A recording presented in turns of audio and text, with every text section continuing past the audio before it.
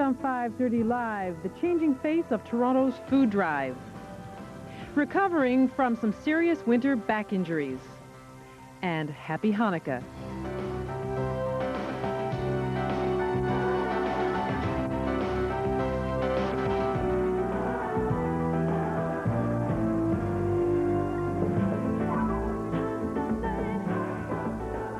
I'm Beth Harrington, and this is 5:30 Live. And tonight we are on location in the lobby of the CBC Broadcast Center. It's all decked out for Christmas, and with very good reason. They are celebrating the wrap-up of their annual food drive. They have raised over 10,000 pounds worth of food for the food bank, and that's very exciting. We're going to be talking about food banks and the controversy that surrounds food banks. A lot of people think that food banks could be doing more, even retraining people to help them get through their poverty situations.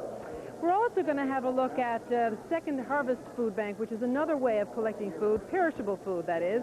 And in our regular weekly timeout, Barbara Andrusek is going to look at back injuries, the kind of back injuries that you get doing winter sports, skiing, skating, and even, of course, snow shoveling, and physiotherapy surrounding that. We're going to have all that and more, but first, here's Jeffrey Koffman with some news headlines. Jeff? All right, thank you, Beth.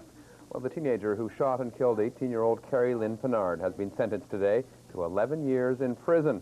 Ali Rahman pleaded guilty to manslaughter earlier this month. He fired a...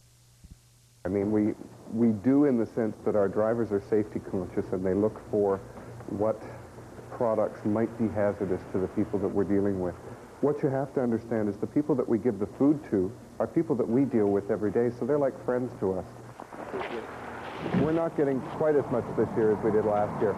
A lot of that is people trimming their budgets. More and more people are asking for assistance. The need is being seen by us on a daily basis, but it's getting larger and larger. So we're becoming more aggressive in how we search out things.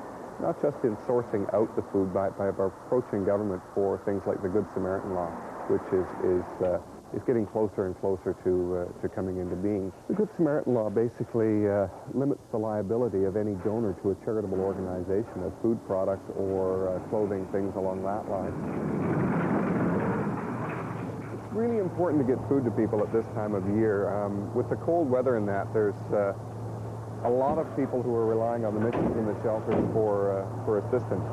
Their immune systems are really screwed up right now. It's important for us to get the high-quality, high-vitamin, high-mineral content foods, the fresh fruits and vegetables. Part of the mandate of every food bank that I know of in the country, including the ones that are in the local area here, is to lessen the need for food banks and to work on programs that will help people get out of the system through advocacy, by telling them where they can find job recreation programs, or through programs like ours at Second Harvest, where every dollar of food that we donate to a mission, a soup kitchen, a shelter, or whatever, is a dollar that they can take out of their budget and put into other programs that will help redirect people into mainstream society. There's always going to be surplus food, and there's always going to be people who fall through the cracks. So by supplying that surplus food to those in need in the agencies, we have a need, and we have a purpose, and we will always be there.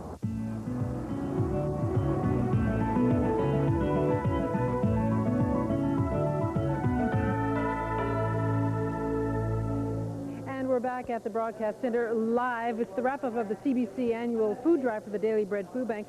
The Daily Bread Food Bank has been getting a lot of press lately because people are saying that they want to change. They want to switch their role in society. With me now is Derek Sweeney. You're with the Daily Bread Food Bank. What